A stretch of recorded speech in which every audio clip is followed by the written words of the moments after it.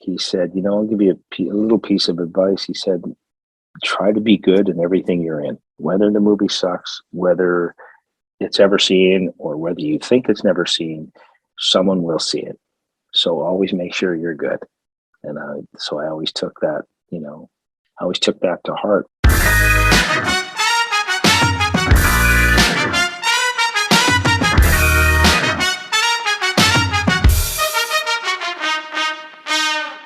Welcome to the Funny in Failure podcast, a podcast that celebrates failure and shines the light on the emotional side of comedy, with yours truly, Michael Kahan. Welcome. Today's chat is really something special.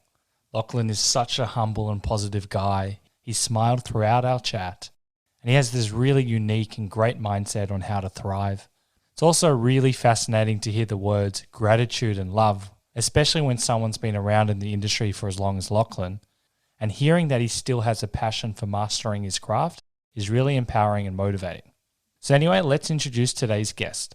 Lochlyn Munro is an actor and a producer who has appeared in many shows such as Riverdale, Peacemaker, White Chicks, Unforgiven, Scary Movie, A Night at the Roxbury, Freddy vs. Jason, Cosmic Sin, Dead Man on Campus, The Magicians, Beyond, Lucifer, 21 Jump Street, Hawkeye, NorthWood, Charmed, CSI, Monk, Smallville, Castle, Psych, Arrow, Supernatural, and Blacktop, and the list just goes on. And as you can imagine, we dive deep and we chat about Peacemaker and that opening dance, glass half full mentality, playing elite sports, Riverdale, Arrow, resilience, gratitude, White Chicks, insecurities and fears, collaboration, and being the best version of yourself. Before we get into this epic chat, if you'd like to keep up to date with the latest info regarding the podcast, follow Funny in Failure on Instagram and Facebook. I often post short clips and other cool stuff to keep you in the loop for upcoming and previous episodes. Also, if you'd like to follow me personally, I'm on Instagram and Twitter under Michael_Kahan. That's Kahan with a K. And lastly, the podcast comes out every week, 5 p.m. Mondays, Australian Eastern Standard Time. So don't forget to hit that subscribe button so you don't miss out on any other terrific episodes. I hope you enjoy. This could be an interesting way to start. I was just watching Peacemaker and the introduction. Tell me, when you were recording the intro to Peacemaker, what were you told? It's the funniest introduction I've ever seen of any TV show.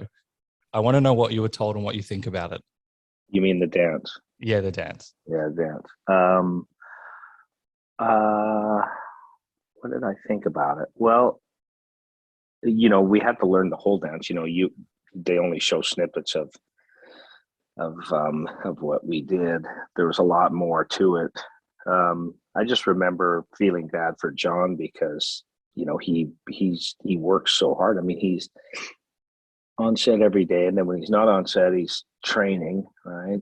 Right, because people forget about guys like The Rock and John Cena and those type of action heroes when they're forever having to do work. I mean, they got to shoot, they got to learn lines, and then they got to work out to keep their physique.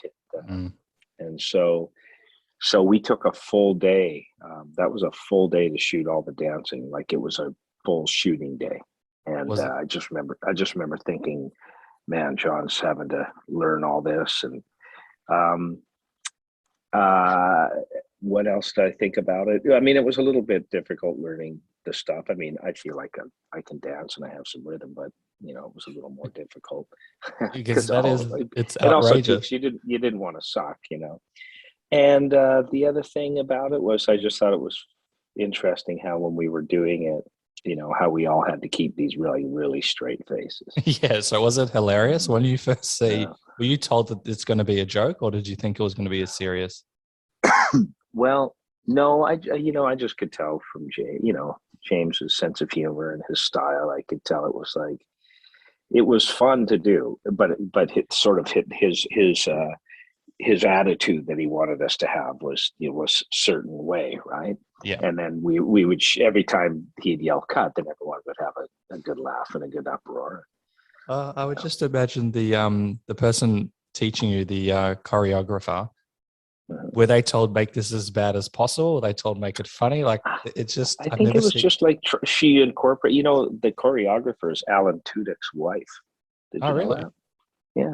I did not know that. So Alan Tudyk was actually in town shooting his show Resident Alien, and he was on set with us when we were shooting that because John was always in and out. He would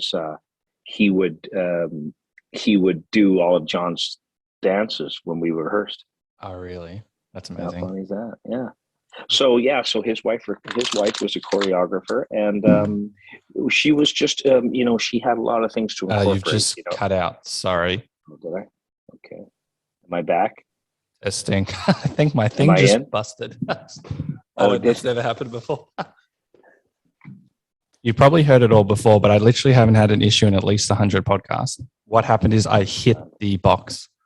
Oh, right, where you're plugged in there. Yeah, and it must have knocked it. We're talking about the dance and how you were laughing and what you were told. Oh, yeah. Yes. Oh, so yes. So she had to incorporate certain things like the move that Annie does, right? When we do, like, that's her taking off the helmet, right? Like taking off the Peacemaker helmet. And then at the end, we all kind of do this little thing where it's our wings, like we're eagly, like little things like that. She incorporated stuff to do with what James's vision of the show was into the dances. Nice. And also to do with what the lyrics of the song were as well. And, I mean, James found all these really crazy songs. He's just got away. He's such a film nerd. Yeah. And a music nerd that he just finds all these really interesting pieces of music and stuff. So it was fun. It was fun for me because it's all music I've never heard. So, and I love music. So yeah. We had his brother Sean on, and they were saying they would spend hours discussing music, and I always found that really fascinating. That would be really cool. Another thing I find really cool is often we hear about, in acting, you get rejected more than you get accepted, and that's just the nature of the game. I kind of want to know your take, because you applied to be Scooby-Doo, and then because of, you didn't get it, obviously, and Matthew Lillard got it. And then 20 years later, you get Peacemaker because of it. I want to know kind of what's your take on that. And well, so I do know that when I did put the character of Fitzgibbon on tape for James, it's like within 2 days I got an offer, and that usually doesn't happen. So I was like, why? I wonder why I got the offer so quickly. And then the casting director told my agent, she was like, yeah, James was like, oh my God, Lochlyn, he was one of my choices to play Shaggy. Yeah, that's so cool. And I totally forgot about that, because I remember Raja Gosnell in the audition. I remember Raja there. Now, I don't even know if maybe James was in the room, because I forgot that he wrote it. Right. So maybe he saw tape, or maybe he was in the room. I just don't remember that. I mean, that was a long time ago. And but I could always do a pretty good Shaggy impression. Now, physically, was I right? Not really, but apparently James was like, I was one of his choices. And so when this happened, 20 years later, it's like, it's just funny how that all works. You always hear those stories, when you're a younger actor. People always say, just make sure you do the work all the time, because you may not be right for one thing, but you may be down the road for something. And I was like, well, he's done a lot of projects in between. Did it have to be 20 years? You know what it is? It's out of sight, out of mind. You know what I mean? Like, it's just, boom, he saw my face, it triggered a memory, and then he went, oh yeah, that's what I'd like to get, So have you been able to carry kind of that mentality moving forward? Because that a lot of the things that you go for, you're not going to get, and that might sting. But as we said, 20 years later, and it's just so interesting. So it kind of means that you have to be at your best, or try. Exactly. You have to just do the work. Everything is all about, it's almost like, I always tell younger actors, when you audition, just play the character. Don't try and get the job. Just play the character. Everything else falls into line, right? So that's the only thing you can do. And then you have to just throw it away, because if you dwell on why you didn't get it, then you're just always going to beat yourself up, and it'll just be a never-ending circle. A lot of actors have spoken about how, and I know that I think you got the first thing you auditioned for, which is crazy. That silly. that when they go for a role at the start of their career, or even moments, because everyone's career goes up and then down and up and then down, besides like the 0.01% of people, that they've had to change kind of their mentality, because it can be really tough when you're being rejected more times than you're being accepted, I guess. Have you had to kind of change your mindset, or have you always been? Well, I've always just been a really glass half full type of person, and I've always, my, you know, I always think that I'm perfect for every role I read for. So I keep that mindset, and I just keep positive about it. And, one door, there are some that obviously sting more than others, but I've always just been, resilient enough. Maybe it comes from the sports background, by work ethic and whatnot, and hard work. So, yeah, I mean, and a lot of luck, right? A lot of luck. So You're very humble. You do create your own luck to a degree as well. So, yeah. I can see the Canadian Yeah, in I you. think so. Yeah, maybe the Canadian in me. I mean, I feel like I'm getting better at what I do. I feel I'm much more comfortable. I feel like Oh, nice. now is when I think things are going to break out for me. Like, as far as like now, I get the opportunity to do more interesting things. I've always was a guy who kind of looked a lot younger than I was, and kind of That's good. always sort of fell into these arrested development roles. You know what I mean? And so now Yeah. I feel like I'm starting to get a little bit of gravitas as far as my own person, and then bringing that to what I'm doing. And so I feel like now I feel like I've done all the work, and I'm ready now to really like tackle some stuff. That is so awesome. And that comes with life experience and everything, and knowing Yeah, totally. that's really interesting, because we hear some perspectives where it's like inverted commas, and I don't agree with this. It's downhill when you get older, but for you to say like you're getting better and improving, that's Oh yeah, that's yeah, awesome. yeah, yeah. Yeah, and having like you said, life experience and dimensions in your life and all these things, and I feel so comfortable when I'm on set, and Ooh. so all those types of things, the confidence, comfort, and just being able to relax and create is a big thing. So Just I'm really kind of really excited about the next chapter, really. oh, okay. I love this optimism, positivity. Yeah, yeah. Does the confidence were you always a confident kid growing up? Is it from the sports and excelling? I know that you're Mm, a gun hockey player, I believe. right, right. Well, um, I don't, I just always, whatever I did, whether any sport or whether I was playing music, I always dedicated myself to it to be the best I could be. So it's not about, having this overconfident factor. It's the fact that I worked hard because I wanted to be good at things. So I worked hard to be good at things, I think. That's Uh, awesome. and so now I just feel like, as far as this job goes, it's, I walk onto a set, and it's all about just very confident in what I'm creating and what I'm doing. And it's always great to have great directors to give you ideas. And yeah, I, I guess, I'm not overconfident. Don't get me wrong, but No, I can see because that. Yeah. I'm always willing to learn. I'm always willing to take direction. I'm always willing to find something fresh and new that someone can bring to me, or I can come up with on my own. But there's just that ease, that ease with yourself now, right?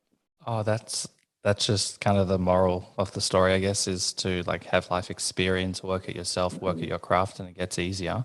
What about Mm-hmm. the moments? Because the nature of creativity, it's up and down. I know that you've got like the craziest amount of IMDb credits, but there's still periods of not that much work, or maybe it's not exactly the work that you'd want. Absolutely. Yeah. How do you deal with that side? Because you can still feel the most confident actor in the world, but Mm-hmm. sometimes a large part of this industry is so much out of our control. How do you kind of stay true to Well, yourself or grounded? I try to. Yes, you know, yes, you can go from doing something amazing like Peacemaker with James, and have that real quality, creative atmosphere around you, and then that's done, and then you end up on a, smaller little budget film or a smaller sort of TV show or TV movie. And, the one thing I try to do is just challenge myself in creating the character. The budgets and the stories and the films may not be as big, but there's always character.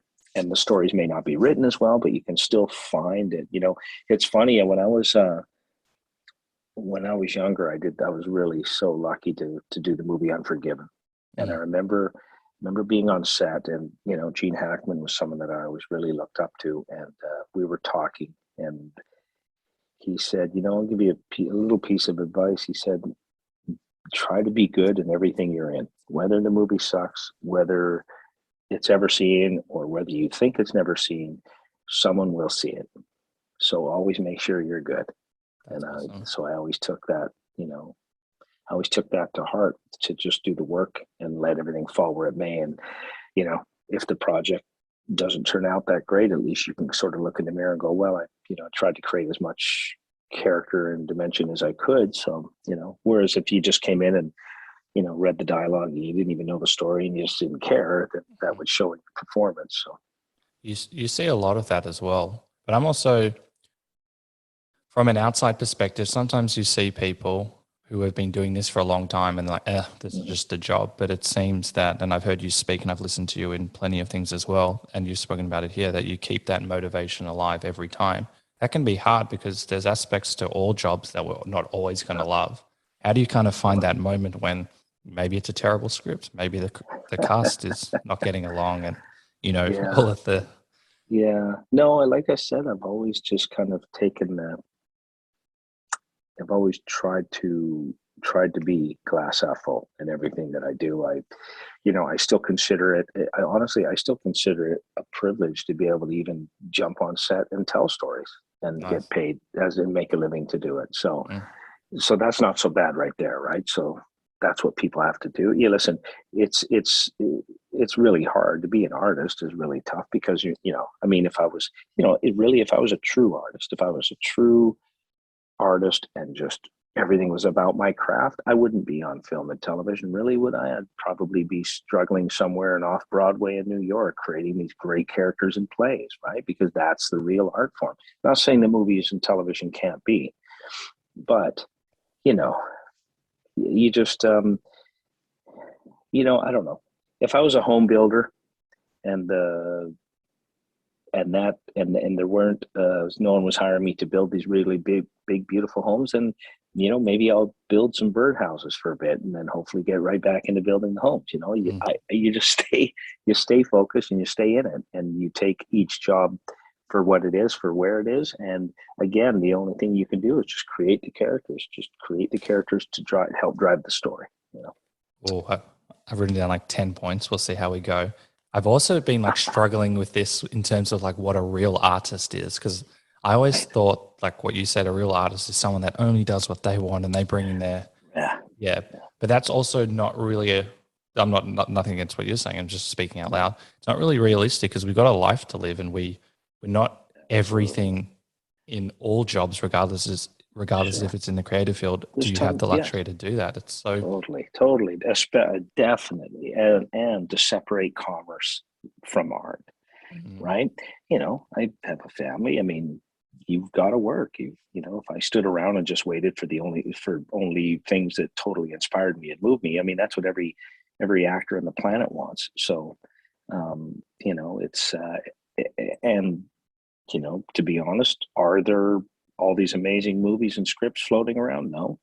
So you do what you can do, and a lot of times I get offered stuff, but most of the time I have to go in and read for stuff, and you just every once in a while you get lucky that you land on something really, really good, and then you work while you try and find those things that are artistic or really fulfill you. And that's about all you can do.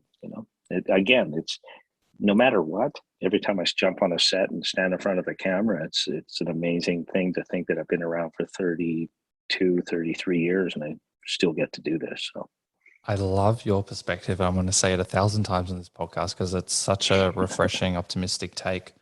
I would also imagine, and for you to be able to show up is one thing, but also to keep the passion and the creativity and the motivation throughout and stay true to that gratitude, for example. But you would have seen so many scripts. And I know that you go from, inverted commas, a big movie or TV show then to a smaller one. I would still imagine that I'm a screenwriter and there's probably, you've seen way more scripts than I have. When you read the script and you're like, oh man, this just is, I know you're trying to find things for you and to make it the best you can. How do you deal with that? Because sometimes that can be a real bummer. Yeah, I do. I like, because I do. I honestly, I sit there and the first thing I think about is the financing part of it. I sit there and I look at a script and I go, who sat down and went, you know what? I'm putting $4 million into this. You know what I mean? Yeah. Like that's the first thing that comes to mind. And then I'm like, okay, well, let me find what I can find in here. And I don't want to, you never want to offend people and stuff. Of course, but still. So yeah, I mean, listen, I've been in lots of those where you try and, you think you're in something actually not bad that turns out to be a stinker. And sometimes you think you're in a stinker and you see the cut and you're like, wow, that turned out much better than I thought. So, okay. Again, yeah, exactly, Michael. It's all about, like I said, it's all about just trying to find the best you can in the character and try to tell the story. So then, yeah, when you're like on a show, and I know you've done this, just brings to mind like maybe like Arrow or Riverdale or other shows where I don't know what the sell is. You think your character can go one way, and then you go another way, or you think you're going to be more reoccurring, or they suddenly cut out lines. Yeah.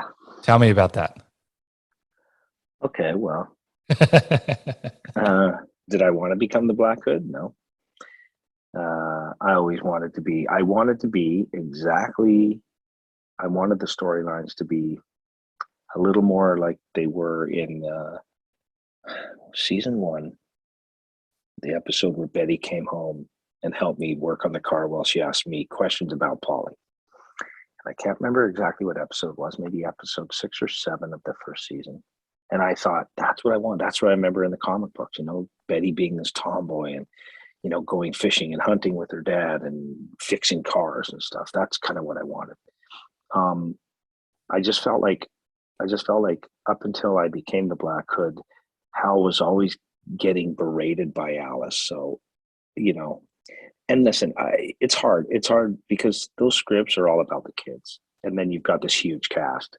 And you can only expect what you can expect. I mean, every once in a while, maybe you get a gem of a scene in every 4 scripts, right? As far as like, I'm realistic when I say that.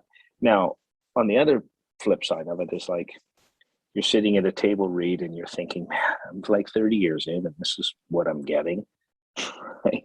So sometimes that's frustrating. You've got to weigh it. You've got to go, okay, well, are you thankful just to be on a show that a lot of people are watching?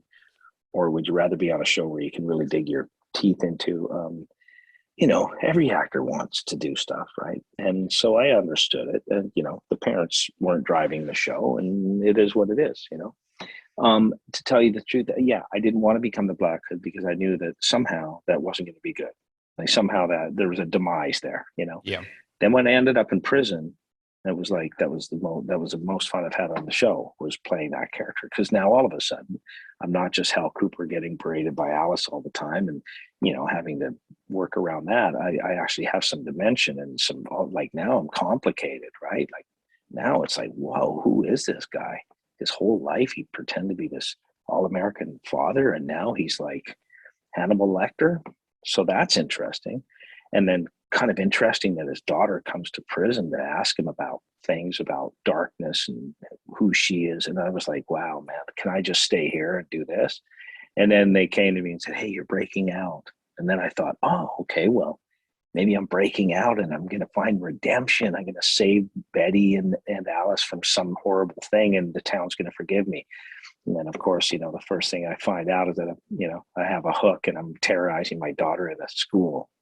And I was like, okay, yeah. I don't know.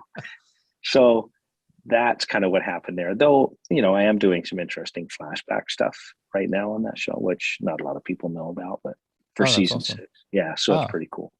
When Betty's 12, right? Arrow, you made that example. Yes, Arrow was like, you get pitched these ideas and they're like, yeah, this guy's going to be, he's now my internet connection is unstable. I've been told on my computer here. It's probably my son. My son's probably playing his. He's got like this. Is it called an Oculus? The VR like the sets or whatever. Oh, really? Yeah. Oh, he's a real gamer. Yeah. So he's got that going on. Probably it sucks up all my internet. You can see that smile. So the only thing I don't like about what you're talking about is when people pitch me ideas and then you do, you do. So especially in a universe, right? So comic books are a universe. So when you get thrown into the Arrow universe and they want you to play a character, well, if you come in and you're one and done, then you're kind of burned for all of the universe of those particular projects, right? Sure. So when they pitched me Captain Black in Arrow, they said I was going to go rogue and I was going to go after all the mass vigilantes and the guy's going to recur. Well, I ended up in one episode and done, and it was like I was done for everything, Flash, DC Universe, like everything, because now I'm like, I was Captain Black, and so I can't go and be another guy in another show that's all part of the DC universe, right? Or is that DC? Yeah. So I mean, even though I ended up on Peacemaker, but it just in general, like the CW stuff, right? Even with being on Riverdale, they don't really like me to do any of the other CW stuff because just my connection with being Hal Cooper in Riverdale, right? I just find it really interesting, and being in this space is only relatively new to me.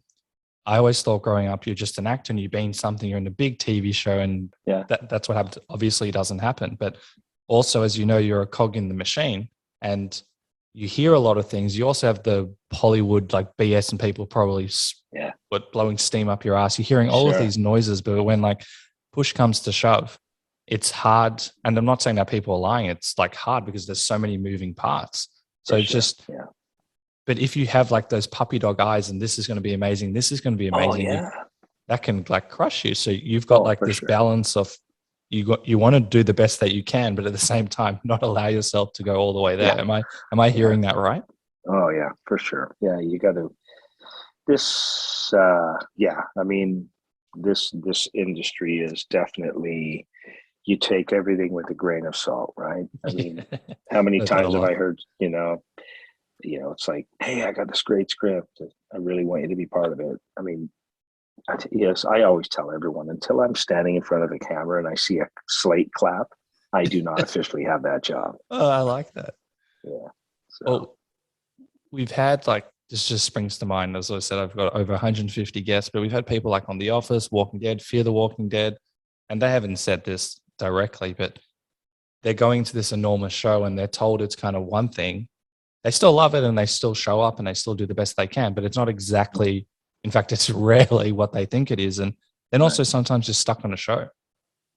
And like from a creative perspective, you don't want to be on a show when you don't want to be there but you kind of have to be there in the background and you're not really doing that much. And the money's good, but you're also talking about that creative flair and that energy and wanting to go and build. And it's so hard. It's so hard to manage like how to take something. And then at the end of the day, as you said, you got a family. So I'm just wondering, do you have like a process? How do you just take it case by case? How do you, the mindful?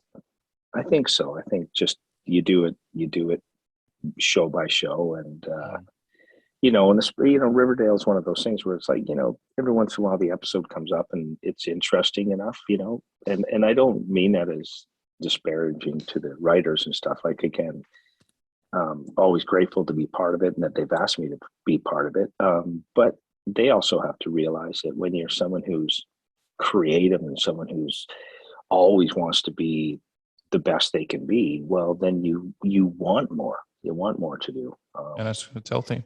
Right. And and not only that, it's healthy for the show because that means you care. I could have just gone in and just asked them to hand me my script and went like this and did Hal Cooper lines and then just walked off and went home. I could have done that, but I wanted to be more. I wanted to be more part of it.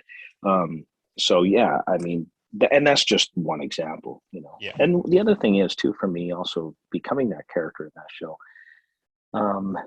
meant that I wasn't going to see all of the, most of the parents on that show, Luke included, were all my friends pretty much, I Oh, mean, that's awesome. then I got to know Molly, I got to know Robin Givens, people that I didn't know, Machen I didn't know before, but I knew Skeet. Luke and I had been friends since we were 23 years old, so when I ended up not being on the show, I missed not seeing the cast, I missed, and I really liked the kids, meeting KJ and all these guys, Lily, all these, that when they were like 18, 19, 20 years old, they were just really young and talented and ready to go, so I miss not seeing those guys all the time. So that's just one example of it. But on the flip side of it, it's like, really nice to be part of a show that I thought the first season of Riverdale was amazing. It, they just went in a different direction, a little more sort of comic booky and a little more, with the gargoyles and all that type of stuff. I just thought that the character development in the first season was really cool. Oh, that's awesome. Yeah. I heard you speak elsewhere. I can't remember where, but you have a really interesting perspective, and you always speak so amazing of that cast as well. But you said it's like a different game in the sense that a lot of these actors who you love, that this is like their first show, and now they're like thrown in the spotlight. Oh yeah. Whereas, which is normal. Like when you started up, I think you had said that you were going from like couch to couch, and there's a whole journey involved, and you love that. Yeah. I would love to know. I mean, that's the whole different way that they're doing it. I mean, some of the kids, that's the first set they've ever been on. Now, for me personally, I think, I just think that it builds a bit more character to have to struggle a bit. And I'm not saying they don't struggle. I'm just talking professional wise. I mean, everyone has their own journey, and maybe even just them having to deal with being, basically going from hypothetically baristas to international TV stars. Maybe that's a struggle in its own. I don't know. It didn't happen like that for me. I do know that it kind of happened like that for Luke. And so he was a great guy to have around for them, because basically everything they were going through, he went through, and he came out, and he was just the same dude all the way through it. Like Luke was the same. Luke was the same dude at 23 as he was at 53. Oh, that's a rare character. Yeah, and not only that, but it's very rare to do it at that age and be as big as the Beatles. Like him and Jason. Like, because I started out in the business with Priestley in Vancouver, and I saw him skyrocket to, like, the first time I'd ever seen anyone that I knew became that, like, uber famous and crazy. So they navigated it very well. They kept their heads on, and it was so they couldn't have asked for a better role model to go to say, hey, what do you think of this? My agents are pushing me this, or I've got these people doing this. Well, Luke was the perfect guy to ask. So, but yes, I it's a different journey for them, and so I do cut them a little slack, because they've had to navigate becoming young adults with doing it in front of the world. Yeah. That's a tough thing, and just very much so. Their craft and everything. They're under a microscope right out of the gate. So for me, it was great. I was able to, like, I did a TV show called NorthWood in Canada, and it was a CBC show, and it was a teen drama, and it was popular in Canada. But it was a perfect way for me to learn and to make mistakes and not be totally scrutinized, because it wasn't under the international microscope. It was a Canadian TV show. So I didn't have to worry about being criticized too badly. I just was there, and I learned. I did 4 seasons of that show, and I was able to learn how to be an actor and what to do. And not that I'm still learning, but it was a great way to cut my teeth on a smaller stage. These kids, especially now with Netflix and everything. I mean, it's amazing how quickly everything hits the world now, right? Yeah. Back in the day, it took a long time for something that was just on NBC to hit Germany. It was like always took a while, right? Well, now, Riverdale airs Wednesdays on CW, and on Thursdays it's worldwide on Netflix. Same as Peacemaker. Crazy. It's just worldwide, right? Right. Well, I guess no, I shouldn't say Peacemaker, because that's HBO Max, because it doesn't have all. But I just know from going around and doing a lot of we do these conventions for Riverdale, and just, man, it's just everywhere. It was just boom. Oh, yeah, it would be crazy because the following there is enormous, as you would know as well. Yes. Yeah. Yeah. So, and that's why, because before it always took a little bit for American, or, I'd say American. I always say American shows that rather than Canadian, but so American shows to be able to become real popular around the world, because it took a while to get aired.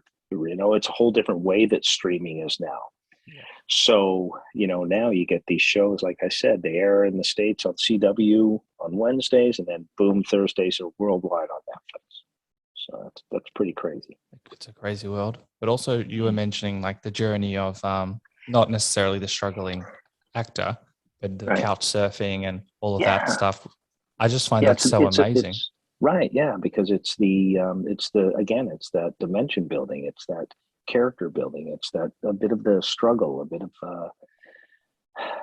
it's a bit of the story, your story about, where you started and where you came from. And, you get those certain people, like the Ashton Kutcher, was a guy, I look at Anna Faris when I did Scary Movie with Anna Faris. Anna Faris auditioned for Scary Movie out of her living room in Seattle. Never done anything. She'd done a Washington State yogurt commercial. No way. I did not know that. Yeah.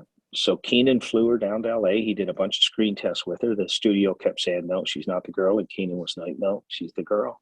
And so she got the part. And from there, so we wrapped the first Scary Movie. I think we wrapped that when we did it, we wrapped it somewhere around October, November. Anna went back to Seattle. I think she decided to move to LA. She ended up getting like her second pilot that she read for Carsey Werner, or whatever it is, Carsey Werner Productions. The pilot didn't get picked up, but then they went back on to Scary Movie 2. And then, so basically for her, it's just been, and she's talented, don't get me wrong, but it's just like, wow, how does that happen? Like, I know. For me, it's like some people's trajectories are like that. Ashton Kutcher, I think, was the same thing. He came from being a model, came to LA, and boom, he hit that 70s show and just took off. It's all, as you said, there's luck involved, but it's always amazing, like how the one specific person, like obviously they're talented, but just gets skyrocketed. Sure. And how that happens. There's so many. Yeah, Michael. There's so many talented people in LA that haven't had their breaks. I know a ton of them. I know a ton of some of my friends who it's like, I just go, wow, what is it? Like, what hasn't happened? And then, I just, once you start having some success, that snowball rolls. I think as long as you're someone who people want to work with, I think. For me, I just try to come to work. I try to come to work and just do my job, and you know what I mean. And I think that's been fortunate enough to repeat work with people. The Wayans family. For instance, people are always like, "Why do they always hire you?" I'm like, I don't know, because I go to work and I don't pretend to be the star of the movie, maybe, and I don't bitch about how big my trailer is. And, does that still happen? I don't know. I see. Yeah, listen, people. It sort of seems to me that actors are actors because they're a bit insecure, and with insecurities comes immaturity, and sometimes immaturity breeds ego. Yep. And it's all just BS, right? So listen, everyone has insecurities, but I don't need to come on the set and pretend to be the guy. I don't need to pretend to be someone I'm not around. Sean and Marlon, they created the show. They're the stars of the show. I'm there to play a character and to help drive the story. And so happy to be there, have some fun. That particular family always lets you really riff and do your thing, and that's the coolest thing about Keenan was that he challenged you to be that. He was like, yeah, why? Yeah, we have a blueprint, but Jesus, man, like, I hired you, bring me some. Yeah, he would be like that to everyone on the crew. It's like, hey, you're a set designer. This is my vision, but man, bring me some. Oh, I love that collaboration. Right? Instead of being it's my way or the highway. Oh, totally. And even James was like that, right? Like, James had all the storyboards. Like, that guy's so like dialed in, but he was still like really cool with the crew and so respectful. And he's if I could, I can honestly say, if I just finished my career doing James Gunn projects, it'd be no problem. Oh, you just see in the background behind the curtain, he's got a gun to your head. No, I've heard that as well. Yeah, right. Yeah. Yeah. No, I listen, I've been really fortunate. Yeah. I've been really fortunate to be surrounded by a lot of, really inspirational people and fun and creative. But yeah, I don't know, there was just something about James that I just really dug. It's just his style, his ease, the way he communicates, the way he's just respectful of everyone. Yeah.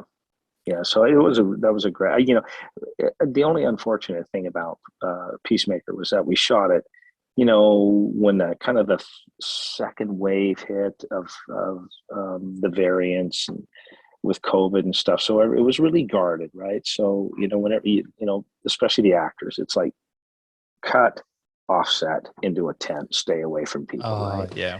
So yes, we could collaborate with James, but there was never, not how a usual movie set is where, you're like, you could actually hang out and chat. I didn't get to do that a lot. Even with Cena, same thing, John was always just whisked away to go back to his trailer, work out, whatever he had to do. But, there was no lingering especially with John, right? And James, because he's very, very cautious, he would direct in a kind of a square plexiglass barrier that they built him with his monitors, and he would talk to you over a microphone. So a lot of times you'd do the scene, all of a sudden you'd hear him on a microphone go, "Ken Lochlyn, okay, tell Annie, say this to Detective Song," and then that's how you would improv by him just every once in a while throwing lines at you. So it would have been cooler to be able to actually really hang with him and get to know him and a little more than I did, but I feel blessed that I had the opportunity to do that show. I thought it was a lot of fun. That's a great perspective and unfortunate reality of what's happening, but also I know exactly what you mean. Like when I've done comedy or improv and just being able to chat to people afterwards, it's so much. Yeah. That's that is part of the job, meeting people that you're in alignment with, and you learn through. That's totally like it's always been like that with me. I've never been an actor who's just gone and hung in my trailer. Oh, because nice. I love cameramen. I love focus pullers. I love dolly grips. Everyone has this cool story to tell, and people are interesting. And so especially when I go on location and I meet different people, and so when you've got as soon as you finish your scene and someone comes over with a bag and hands you a mask, and then you got to put a mask on, and the crew always has their masks on. To tell you the truth, sometimes I don't even recognize them. I see them at lunch, and they for you example, you have this beard, you have a beard, Michael. Well, with a mask on, I can't tell that. And all of a sudden I see you at lunch and I'm like, dude, we've been working 4 months together. I didn't know you had a beard, Yeah. So a lot of times if it's crew that I don't know, I could be walking down the street and they could say, "Lochlyn, hey, what's up?" And I would be like, "I don't know who you are." Yeah. That's happens, unfortunately. It's I've written down 4 massive points, so we'll see if we can get through them. But I want to talk about gratitude, and this has come up a lot in this chat, and I know you talk about that before. A lot of people throw this word around, but you definitely mean it. And to be able to, you said a few things like you're humbled and you're grateful that you've been able to work in this industry for so long, and you understand that obviously you're a talented guy, but some people are also talented and they don't work in the industry. You also said like the script and the cast or whatever might not be the best, but you still remain true to yourself and stay in that kind of like creative zone of where you're here to grow and improve. That's really rare in all fields. We're not just talking about creativity. Is this like a family upbringing, something you've worked out? It's well, really awesome. I do come from very small town Canada, but yeah, I still consider it honestly every time I go to work, such a privilege to be able to get paid to entertain people, and that's always been how I've approached it. I mean, whether you're on something good or bad, always find the good in it. Find, like the people you're surrounded. I mean, everyone's there to make the best thing they can be. It's not like people are just, everyone's in the journey together, whether you think the script's great or not. We'll make the script better. It's almost like being a really good athlete. It's like make everyone around you better then if you're someone who's elite, right? But also in sport, you do, sorry for cutting off. I said the sorry word. you do see like the people that think that don't want to be the team player, and it is about them. Yeah, then that is a factor as well. Yeah, that's true. I mean, in this business, whenever I hear about people like saying, "Oh my God, the person totally tried to upstage me," when I was younger, I was like, I didn't understand what that meant. I remember people saying stuff like that, and they go, "What do you mean?" And they go, "Well, they didn't really give much for me off camera, and almost like they were trying to sabotage my close-ups." And I'm like, "What? People do that?" Because I grew up as a team guy. Like when I'm on set, like I give exactly off camera. Sometimes I get pissed at myself because I think my off camera was better than my on camera stuff. Sometimes I go, shit, I wish I would have thought of that when it was on me, Yeah. So many times I do that. So yeah, man, I don't know. I don't know why I have that makeup, but I respect what everyone does on set. Everyone's there to do the best job they could do. And to tell you the truth, everyone on that set is there to make you look the best you can look. Yeah. Right. So that's not a bad job, man. It's a similar principle to improv. I don't know if you've done improv before, but you're there to support your guests. You're there to make them better. If you stuff up, you know that someone's gonna help you. And I think that's just a lovely perspective on the world, that if you surround yourself with great people, a great family or friends or whoever, that if you stuff up, you've got that support and they're going to look out for you. And I wish we kind of had more of that principle. Look, most people are good. It's so nice that when I first started to improv a few years ago, that I knew that if shit was going to hit the fan, these people were going to look out for me. And you've got that same mentality, and you feel it. It breeds, it brews, it helps everything. But at the same time, I'm sure you've had, and don't name names, people that do want to maybe sabotage you or want to get in front of the screen or right. And so, well, I can honestly tell you, Michael, I can honestly say, I think over all my years and all my work, that amount of people would land on one hand. Oh, nice. Yeah. That's good. You know what I mean? And maybe it's just because, my own attitude, I if I see people, I don't really have confrontations too much until I see someone trying to hurt someone else who can't stand up for themselves. But for the most part, I don't need the drama and the confrontation. I just walk away from people I don't need to be around or that I don't need to associate with. I could sit there and battle with them and go head to head, but until they really do something that I feel is cross the line with my integrity or someone else's integrity, I can't be. I don't want to deal with their drama and what's going on in their brain and their head. So I like that. So I can honestly say I've been really blessed that I haven't really been around that much. Yeah. And I'm also really sure with your energy as well, the people feel the energy and they know that they can't get too much with you as well because you're being true to yourself. Yeah. Yeah, that could be it. It's like I'm not. Yeah, I'm not a negative person whatsoever. So, yeah, they probably veer away from me thinking, shit, I don't think I can suck the life out of him. So yeah, this just sprung to mind when we're talking about people trying to steal your spotlight. I was an extra in this film that I had no right being in. It was a Chinese film, and for multicultural reasons, they needed white guys. I've never heard of such a concept before, and I am much taller than the Chinese family that was there. I'm 6 foot, maybe 6'1", and typically a little bit smaller. And because I'm in the back, you'd notice me because first of all, I'm taller than everyone, and the scene was a house party just to kind of build a picture. And it doesn't happen where there's like a 20-something-year-old guy with hanging out with 40-year-olds at a house party.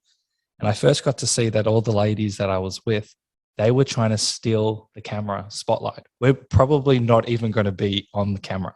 And they're pushing each other and shoving and trying to walk in front of me. Yeah. I don't care. I just thought it was an interesting experience, and I was helping out a friend. And I was like, you guys are doing this for something where not a single person in the world is going to notice our faces. I just found it so funny. They were literally pushing and shoving each other. Yeah. But that didn't offend me at all. I was like, that's your own thing. It's interesting that you say that, because I do see a lot of times a big difference between background on shows that I shoot in, especially LA, but in America in general, and Canada. In Canada, people are professional background artists, right? In America, most people are trying to get their SAG cards. Most people Yeah. are there because they're, you know what I mean? And so Yep. they're working it, man. Like they're working the background. So it's just interesting that you say that, you know, because everyone wants to get an upgrade, right? Because they want to get that credit so that they can get their SAG card. Whereas in Canada, it's so different. It's like, for the most part, people are like background. That's what they do for a living. They're background artists, and that's where they are, and they love it, and then they know exactly what they're doing. I like that you know the roles, and that's. I want to go back to, I've got 3 points that I wrote down, and actually this is interesting. You mentioned, you know, which is 100% true. We all have our insecurities, and that's completely normal. It's to be expected. How have you managed to deal or manage or overcome them throughout your life, not just your career, but also during your career? There's potentially hundreds of people on set, and there's people looking at you. And I don't know. I think just always having a glass half full, trying to have some confidence in yourself. Try not to take yourself too serious, because if you're not taking yourself too serious, then you're not worried about everything you're doing. You know, never really. I've been comfortable enough in my own skin. I feel that all that other stuff outside of me didn't really, you know, doesn't really affect me. And again, it's not like I don't have my own little insecurities and whatnot, but yeah, I take, you know, I think about the audition process. You know, actors hate auditioning. I love it. I love auditioning. I'm like, I get to go into a room and someone's going to give me 3 minutes, and they're going to go, okay, I want you to be like, James Gunn's going to go, okay, you have 3 minutes. Prove to me that I should put you in my show for 8 months. I'm like, okay, sure, let's do this, right? Rise to it, yeah. And so, but I've always been like that as a kid. You know, when I played sports, I challenged myself to be the best I could be. And so when I audition, I don't go in. You always have nervous energy. Don't get me wrong, but I've found a way to channel that nervousness into a positive thing, and to be able to go in and be comfortable, and to go in and be prepared. You know, I always tell young actors, I go, you know, I learned this when I was really young by taking some classes with this really great character actor that used to come up from LA when I started in Vancouver, and he always used to tell me, he goes, remember, that room is yours. That room is yours. That 4 minutes, that's you, man. And so I would always go in and have choices. And before I'd leave, because this is how the audition room goes, you go, Loch, oh, hi. Any questions? I go, no, I have some interpretations, right? Then at the end, most of the time, they go, okay, well, thanks very much. And then you go, okay, thank you. Because most people are so nervous, they just want to get out of the room. And they go, okay, thanks very much. And they walk out and they get out of the room. I always say, you know, I don't know if you guys have an idea, but I had kind of another idea for the second scene, that, you know, maybe he could be a little more vulnerable, or maybe he's more angry, whatever. I just, you know, I have these other choices. And for the most part, when you actually say stuff like that, either the director will go, yeah, you know what? I did have an idea. Let's do this. Or he'll go, oh yeah, okay, well, show me that. Okay, well, now you're in the room for another 2 minutes. And now you're showing them a whole different way of playing the character, which means, wow, this guy's creative. He's thinking about, you know, dimension of the character. I mean, so many great things happen from that, right? That's but genius. most people get nervous and they just go, okay, thanks so much, and they walk out. Okay, what I feel from that is, one, you're in the room more. Two, I get to play the character twice. You know, three, if that director gives you direction and you have already sort of had that as a choice, and it comes easy to you, that direction, because you've rehearsed that, boom, you nail that direction, you walk out, and then the director goes, I really like that guy. Did you see how he took direction? You know what I mean? And it's almost like you've made the director feel great, because now he feels like he directed you into this amazing performance, and he probably might hire you because he's like, yeah, that guy's directable.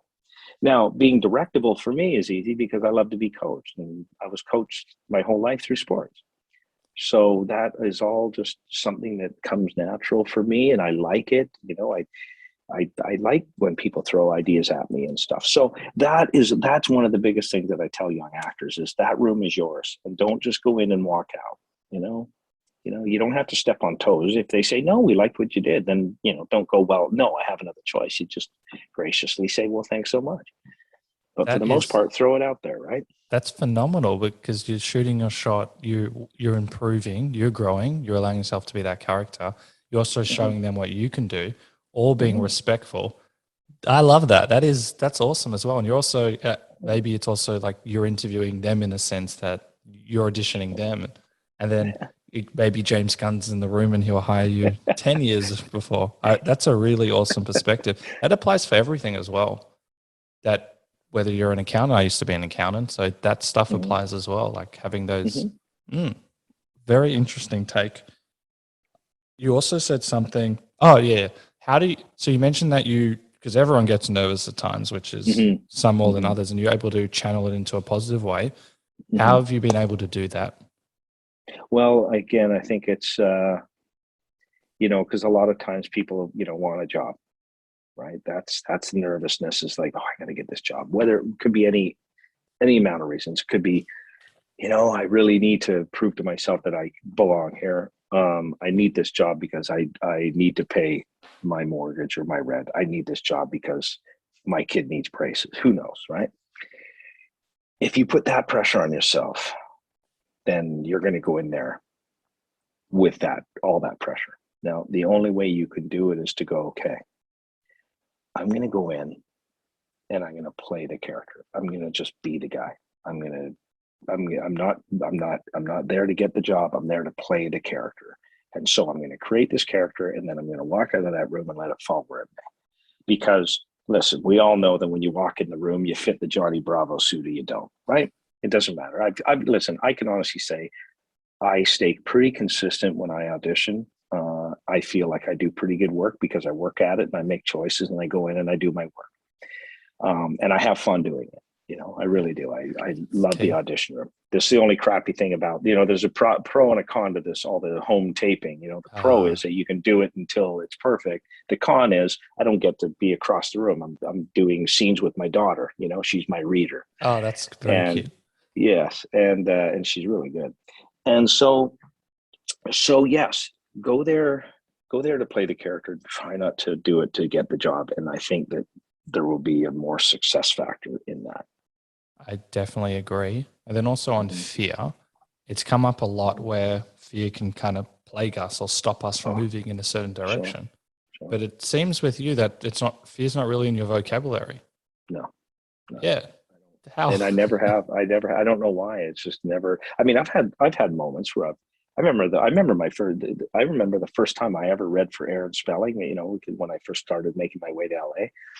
And I went into that room, and Aaron and all of them were all lined up along the wall. And Aaron was sitting in this big high back, wing back chair, and he's smoking his pipe, and just the most loveliest man. Don't get me wrong, like lovely man, but intimidating for a young actor, right? Yeah. And I did the scene, and I felt like my heart was racing at about 100,000 beats per minute. And I felt like I couldn't get a word out because I couldn't breathe. That's what was going on in my head. I said, thanks so much. They said, thank you so much. I walked out of the room and I was just like, oh my God, I can't believe that I had this opportunity to show this man what I had. And I just tanked it. That's what I thought, right? I walked 15 more feet and the secretary puts her phone down and she goes, okay, so Lochlyn, they want you to be at Fox tomorrow. They'll have all your paperwork. You're going to test for this character, right? So,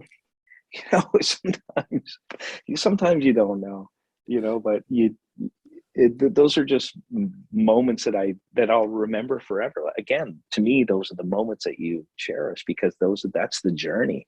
I'll never forget that moment. And then I remember the next day at Fox, I was sitting on a chair in the middle of the hallway, and I think Aaron knew that I was friends with Jason, like that I was one of the Vancouver guys. And I was looking at my paperwork and I'm looking at this contract, and it wasn't a huge contract, but it was definitely more than I've ever made, looking down at this American TV show with Aaron Spelling. And this man kicks me and he goes, haven't you gone home yet? And I looked up and it was Aaron Spelling.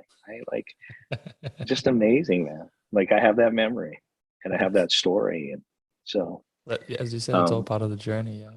Yeah, man. Yeah. Oh my gosh. I look now and I think how many great stories I have from just being so lucky to be on just really interesting movie sets with really interesting people.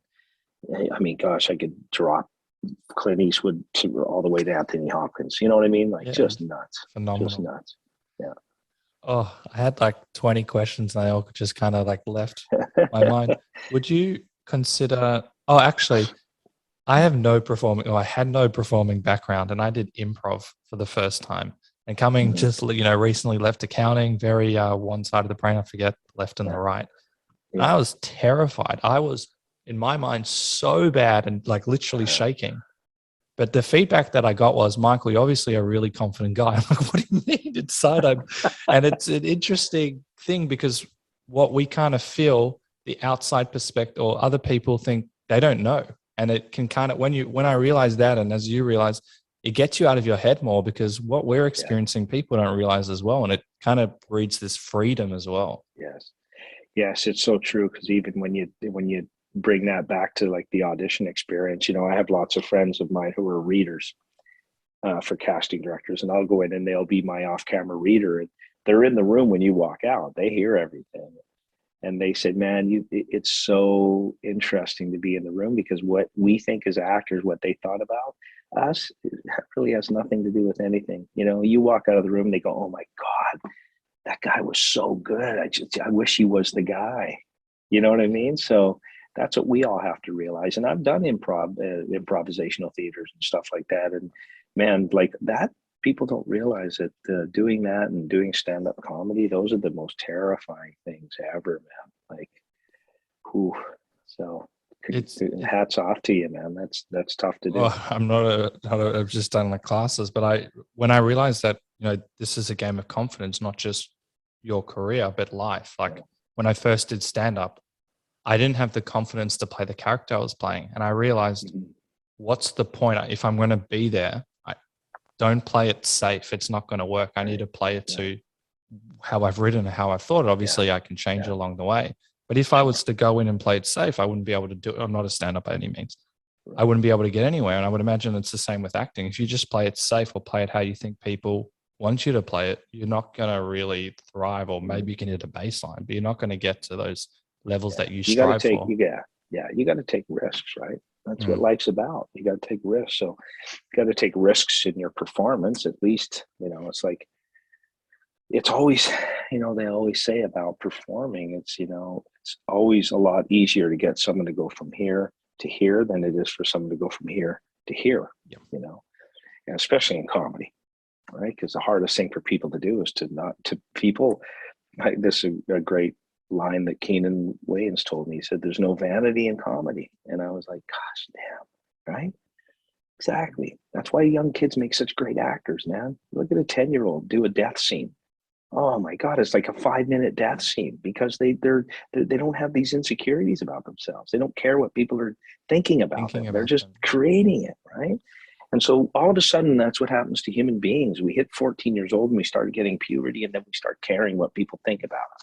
And that's what people have to not do. If you want to be a performer, you can't think about what they're thinking about me. You're just there to create and just go for it. Commit to the character, whether it be big, whether it be comedy, whether it be drama, just go for it, right? Because you can always be honed in. It's hard to get people to come out. It's like a process of relearning, as you said. That's such a refreshing take as well, that we get to this stage where we're all playing fun. And I'm obsessed with this topic. Then we become adults and we have to live in the real world. And the topic or the concept or theme of playing and fun gets thrown out the window. I know as an actor, that's what it's about. But in other areas of life, as an accountant, no one's saying, let's go and play and have fun, buddy. Let's go and do those books. You know what I mean? And but playing and fun, it just makes it, it's just ease. It's so much. Yeah, that's the only thing I can really say. It just makes it so much easy. So I would imagine that you've also, that's probably one of like a core concept for you, is to play and have fun, and even outside and I think that's why, movies like Night at the Roxbury, Dead Men on Campus, scary movie. I mean, I guess I really don't have a problem with making a fool of myself on screen, do I? Because I've played those characters.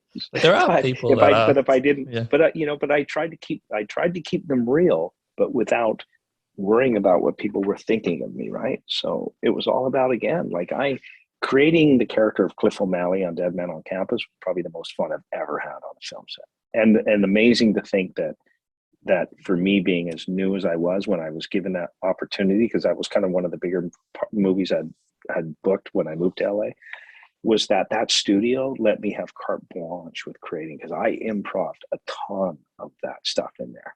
That is the dream. Like to the point where I was actually supposed to die, and it was Sherry Lansing, the head of Paramount, said, no, that character doesn't die. And I came back after we wrapped the movie, and I shot 3 more scenes that they had written for my character.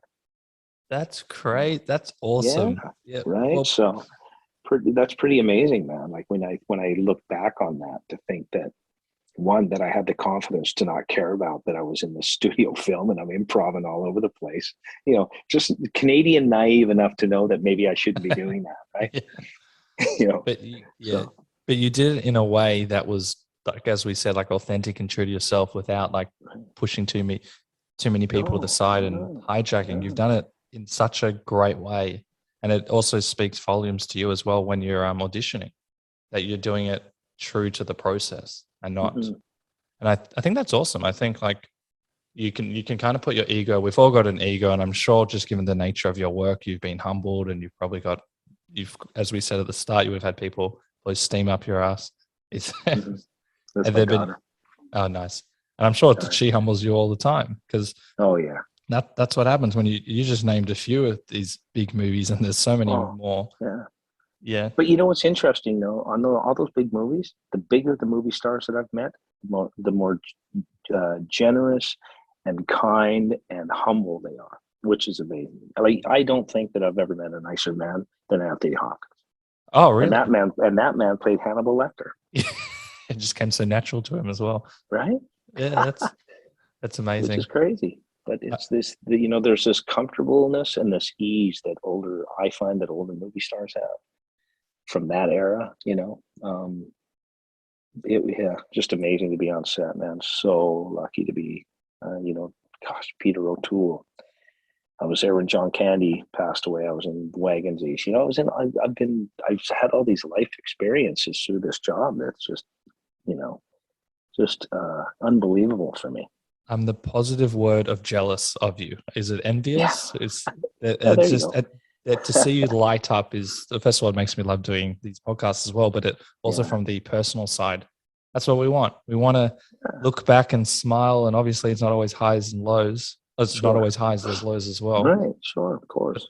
But that's life, and that's awesome. It's a life experience. It's the journey, man, right? It's the journey. It's like, people, like we talked about, the bad movies, the good movies. It's all still, the bad movies are still an experience. I still take this experience of it, like the meeting of people, the whatever the high was from the movie, the lows from the movie, but it's all an experience that you put into your life bank, So I think that's a great way to go to the next segment. We're going to do a quick rapid fire segment to wrap up the podcast. The first thing that springs to mind, but you can take time to think about it. Okay. Yeah. I just added a few while we've been speaking. Given the way that you like collaboration, would you consider directing? Yes.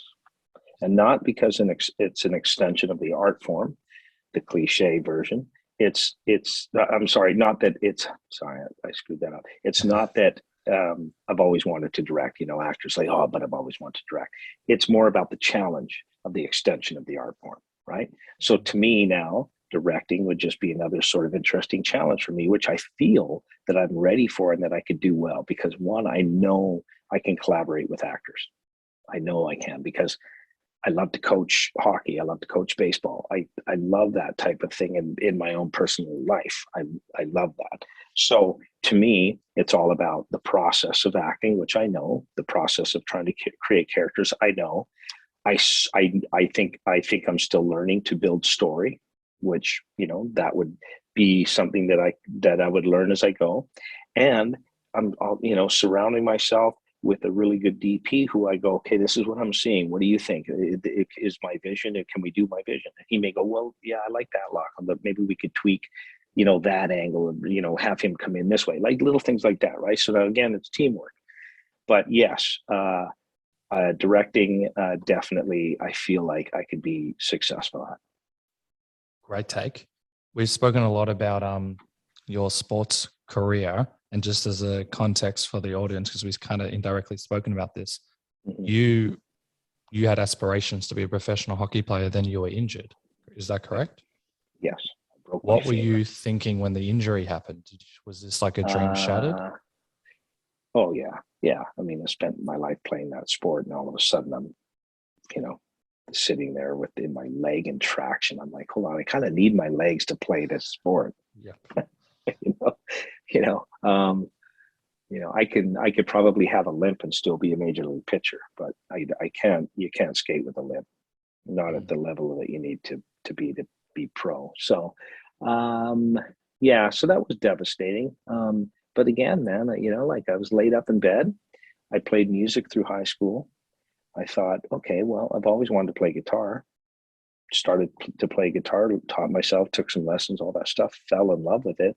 When I realized I couldn't go on, I started to play little pubs and everything all around Vancouver and up at the Whistler Ski Resort and all these places. And I was like, man, I have 4 sets of 45 minutes. I'm playing tunes. I'm making money. Like, this is amazing. And then I'm meeting people from the film and television, all these other arts that aspired me to get into how I fell into it. Right. So I look back now and I think, okay, well, I think maybe my broken leg was some kind of intervention to what I was actually supposed to do. Wow. What a take. That's awesome. So, yeah. Oh, we've mentioned a lot of like couch surfing and stuff like that. Do you have a favorite moment, like couch surfing or something like that? Gosh, let me think. No, just doing it with couch surfing in LA with friends of mine who are actors from Vancouver, so that we're all there, and what we felt was like the big smoke at the time. It's like we're in Hollywood, man. So just a lot of that experience, and it's an interesting town, right? The Boulevard of Broken Dreams. Like it really is. Hollywood is a place where people from all over the world come to achieve a dream, and they get beaten down, man. Dreams are shattered there, right? I mean, yes, it can be the land of like a lot of cool things, but 98% of it is the land of people who fail. You know what I mean? It's so, whenever you hear people like, oh, I hate LA, you always hear people, I moved back, I hate LA, I hate LA. I'm like, well, do you really hate LA, or do you hate the fact that it wore you down, So I look at all those experiences of just being with my friends, and, we're all in the same journey, the same struggles, and, so good memories, good experiences, whether they're not all great, but they're not all bad. But also, like, from what you're saying, the bad ones have been the character building, and you've added into your repertoire of life and your career. Amazing. We've answered probably half of these, but do you have a philosophy on life that you follow? Well, I don't know. Maybe it's just weird that I'm so positive, but I guess that's how that's how I roll. I mean, no, I think it's just all about hard work, stay humble, and be grateful for what you have, because it doesn't matter where I look, someone's always worse off than me, right? So very true. That's how I think if most people would try and live their lives, they would realize that they're a lot better off than they think they are. Agreed, and it would change actually the world with a more optimistic lens. Yeah. I know that sounds like a big stretch, but I honestly think the entire world, regardless what the issue is. What keeps you grounded and mentally sharp, like outside of acting? Well, I have my family's fantastic. Really fortunate to have 2 amazing kids. My wife's a great mother. I have great family. My brothers, my sisters, really supportive. Everyone's really supportive, and I just, I think the love for my kids is just, I love that. Having a family and stuff is like probably the single most, the only thing really, like honestly, I mean, take all this away, as long as I still have my family and my kids and stuff, and then I'm gold, I'm not going to comment on them because I'm blown away by all these answers. Outside of family, what are you most proud of?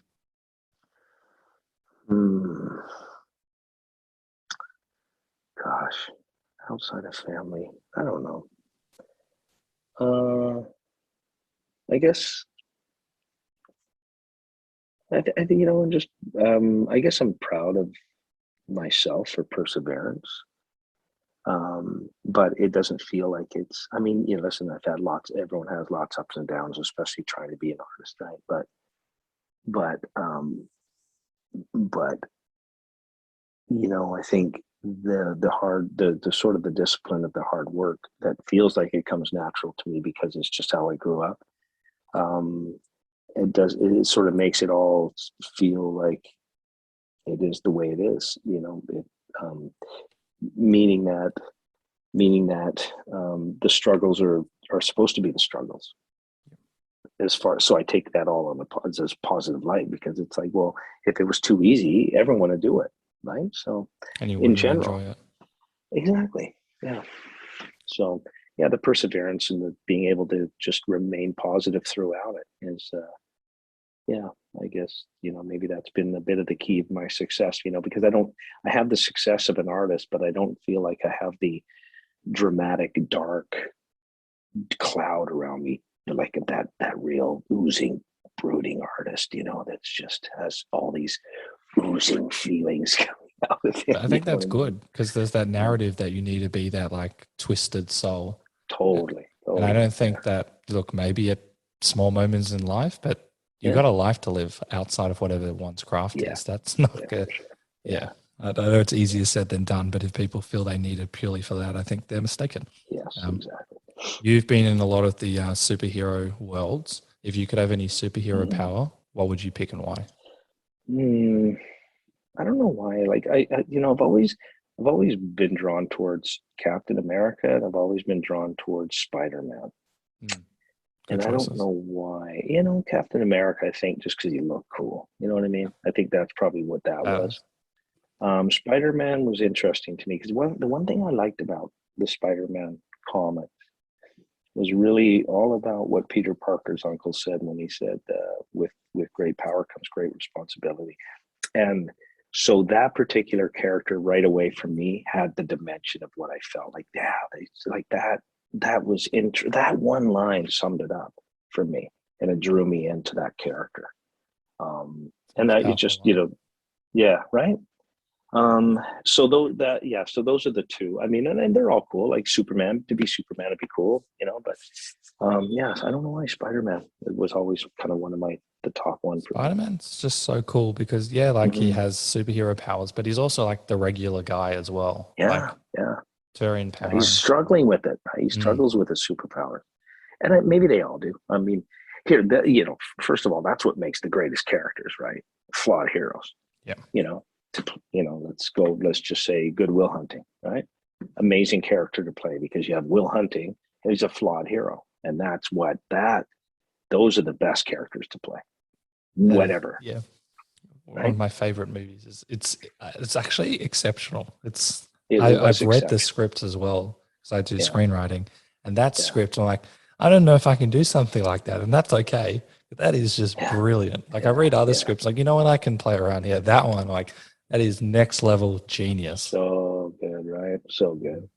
Yeah. So that's people always say, "Oh, what kind of character do you want to play?" Who like I have lots of like actors I admire and stuff, but yeah, when it all comes down to it, what jumps out on screen, whether it be a comic book, whether it be drama, whether it be a comedy, is a flawed hero. That's what I navigate towards. A few more. I know that you get recognized a lot for your role in White Chicks, and we've spoken about some of the other roles you've done. What do people say to you? Is there like a common thing about White Chicks that people... No, I mean, a lot of it is just the riffing that my partner and I did about the, who would you rather's. It is funny though, like you go around the world and there's certain movies that, like that movie, I don't even know if the Wayans actually know how successful that movie must have been, because Scary Movie was huge box office wise. You know what I mean? Like Scary Movie was the highest grossing rated R film ever up until The Hangover. I did not know that. Yes. And if you think about it, back when Scary Movie was released, kids were buying tickets to other movies to sneak into Scary Movie. So the box sales would be because it was larger. rated Yeah. R, right? Yeah. So really, I mean, yeah, it made almost 150 million at the box office, but it was probably more like 200 because whatever other movies were released at the same time as Scary Movie, they made money off the fact kids were buying their tickets and sneaking into our movie.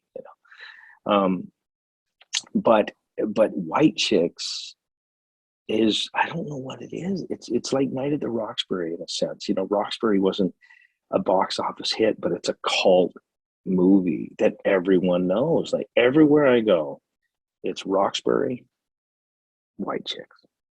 You know what I mean? I go to Riverdale conventions and people want to talk to me about White Chicks. I mean, not the young kids, because when I do the conventions, of course, there's a lot of young females that are there to ask me what KJ smells like. You know what I mean? So like, I don't know you. I don't know what you've done before you were Hal Cooper, but what does Cole smell like in the morning? That is so, how do you, like, you've heard it enough, but how does that not like freak you out a little bit? And especially you know what, first of all, for me, I really enjoy the conventions for Riverdale because, I love my kids and I love kids. I coached my son throughout his whole life of sports, and cool. These, and a lot of it, too, people say, well, why do you, and Luke was the same way. Like I take a lot of time with people when I do these conventions, when they come to my table. I don't look down and just sign and slide on. You know what I mean? I want to engage with people because when I was that age, 12 years old, 13 years old, when I met, let's say, an NHL hockey player, and he took his time to ask where I played, what position I play, that was gold to me. So I always remembered that. So that's how I approach what I do now when I engage with the fan base, because I know what they're feeling. It's weird to me that they're enamored to meet me. That still feels weird, but I do know what it feels like to be in their shoes.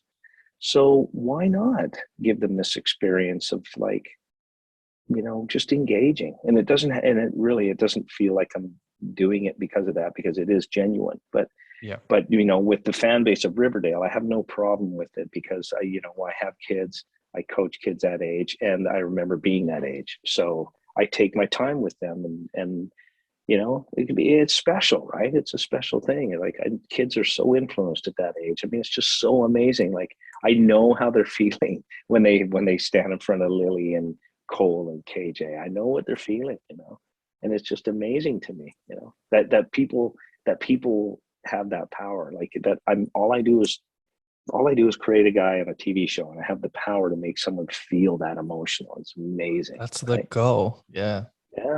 There was this professional, who's probably one of the greatest Australian rules football, so we call it our football. Mm-hmm. And he played for my team, an absolute gun, James Hurd, for people that might recognize him. And I've seen him when I was a kid. I used to see him all the time. And then he asked, like, what's my name? What am I doing? And we actually stayed at the same holiday resort at times. And he knew that I was obsessed with him, not in like obviously it's a freakish way.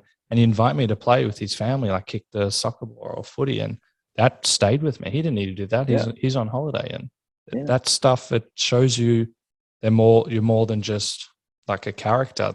Totally. Yeah, I could ramble about that for ages, but it really stuck with me, and what you're doing as well. Mm-hmm. To have that ability to potentially change or shift someone in a more positive direction and that comes with your teaching and coaching as well. Mm-hmm. Mm-hmm. Yeah. Okay, I'm going to ramble too much. We'll do the last few ones to wrap up. All good. Do you remember what's the funniest thing that's ever happened to you on stage? On stage or just on set? On set, sorry. Yeah.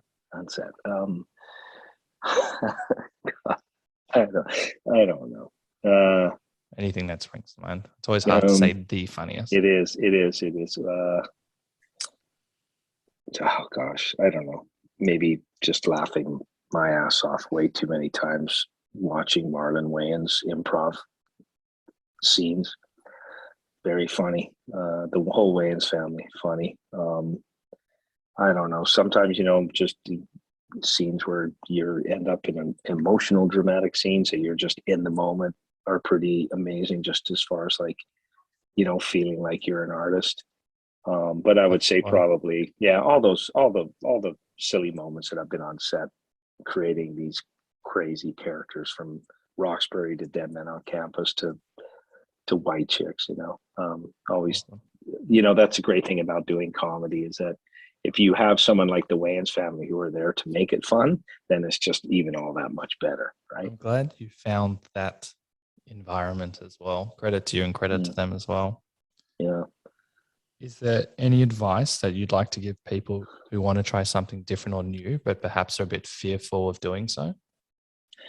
Well, again, I don't know. Without risk in life, then what's the point, right?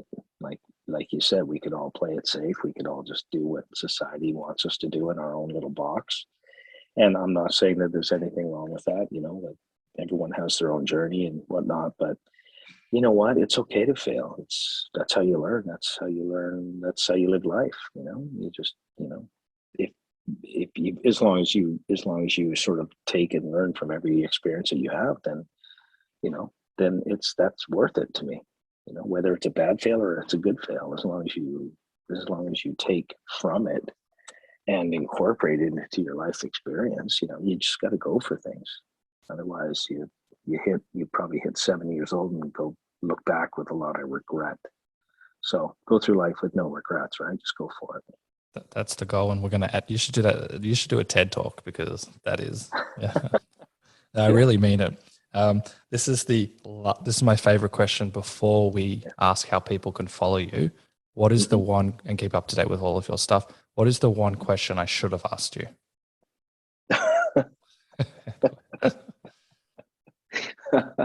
Oh my gosh. And Michael, I have no idea. I feel like you covered so many good things. I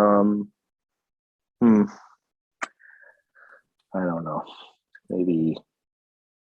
Maybe am I surprised that I've had the success I've had?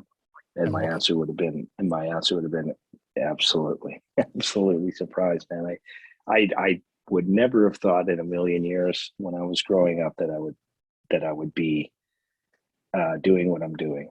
And I look back on little things that I realize now, out of all my friends in this small little town that I grew up in, we'd go see a movie. I was the only one that ever talked about the movie. And I remember in particular, the one movie that really struck a chord with me when I was younger was the movie Midnight Express. Do you remember this movie? Mm. Right? So guy gets busted, Turkish prison. I mean, come on. Like, how brilliant was that film? And I couldn't stop talking about it. I didn't know anything about movies. There was no drama in my high school where I grew up. I didn't know anything about plays, but I knew that there was something affected me about storytelling. So that's part of what I knew, about when I made the shift, Then I remember one of my very first big auditions. It was at the Universal Studios lot, and I was sitting there waiting to go in, and it was for the movie Encino Man, if you remember that movie. I haven't seen that one. So Brendan Fraser played this caveman who, and they lived in Encino, and so Pauly Shore was in it, Brendan Fraser's first big role. And so I'm waiting to go in to do a test for this movie, and I hear the tram go by, and they're talking, everyone's on the tram, and they're talking about over here is where Steven Spielberg's offices are. And so I'm listening to that, and I'm on this lot, and I'm auditioning for this movie, and I'm like, I remember being on that tram at 7 years old. I didn't know what any of this was. And now look at me, I'm like auditioning to be in movies that those trams are pointing at and going, hey, look at that. That's crazy. That is, there's something for the people that are not watching. You've been smiling through the highs and lows, the passion and enthusiasm. It is so awesome to see and also feel and hear. And it's credit, it speaks volumes to you as a person, you wanting to grow. I just find this fascinating, mind-blowing, and it's an inspiration to all. But before we go, how can people follow you, keep up to date with you? I think you're on Cameo as well. Yeah, well, I wish I was more active. I wish I was a little more, listen, I'm a guy in his 50s. I'm trying to be on Instagram. You know what I'm saying? Like, that's just an oddity in itself. Right? So, yeah, I mean, I have Instagram as my name. Twitter's my name. I've done one TikTok video, which my kids force me into doing. But it went crazy. Like they were like, "Dad, your TikTok had 7 million views." I'm like, "What?" Oh wow, that's You know what insane. I mean? So silly. But yeah, and then Cameo. I do some cameos every once in a while. It's nice to engage with the fan base that way. But I try to do more. It's just that I don't want to bore people. Like I go on there, to tell you the truth. I go on there to congratulate a lot of my friends. Mostly, that's what I've seen. It's very nice. But I do like to engage when, like, we did these. I thought it was really cool that James hosted all these like Saturday night Twitter parties for Peacemaker. I thought that was really interesting. It was really cool that he did that. So I engaged in as many of those as I could. I'm so slow though compared to everyone, like trying to keep up watching. I'm like, I get behind. I'm like, God, I don't know how. Like Jen Holland, who just got engaged to James. She played Harcourt on Peacemaker. Like, she's so fast at it. I'm like, how do you guys do that so quickly? I can't keep up with the scenes and talk about what happened. And then people ask me a question. It's like, oh my God, like now I'm 45 minutes into the show and I'm still answering from the first scene, It's a skill. Yeah. And I remember that with Riverdale too, because, we did a lot of that at the beginning of Riverdale. I'm just always trying to help support it and live tweet the shows. But the live tweeting thing is just odd to me. I'm like, why are we live tweeting this? I can't even watch it. I can't tweet and watch at the same time. I couldn't do that either. I can't multitask. Oh my God. Yeah. So my whole thing, I try not to bore people. So maybe I should just stay off. No. So we'll upload, did you say your Instagram, Cameo, TikTok? Yes. Twitter. Okay. Yeah, Well, pretty much all of it is just under my name. That's one good thing about having an unusual name. It's usually not taken. Yeah, fair enough. So we'll upload them in the episode notes so people can check it out. Sure. Thank you so much. As I said, just your smile and your energy is just remarkable, and also how you've got this mentality of wanting to help others as well. But it's just you're very humble and motivating and empowering, and I've taken a lot out of this chat, and I know so many other people will as well. So thank you so much. My pleasure, Michael. Thank you. Wow, how epic was that? I love the advice Lochlyn received regarding trying to be the best that one can be. This has a twofold effect. It means one is constantly trying to grow and improve, and secondly, you'll be rewarded eventually for your strong positive efforts. I believe this creates the mindset to thrive and succeed, or at least internally, with this forward-thinking approach. And you'll live a life with minimal, if not any, regrets. So I'll leave you with this one quote by Tony Gaskins. Don't chase love, money, or success. Become the best version of yourself, and those things will chase you. If you like this episode, share it around, tell your mates. It really helps grow the podcast and spread the positivity and love. Thank you for listening to the Funny and Failure podcast, exploring the deeper side of comedy.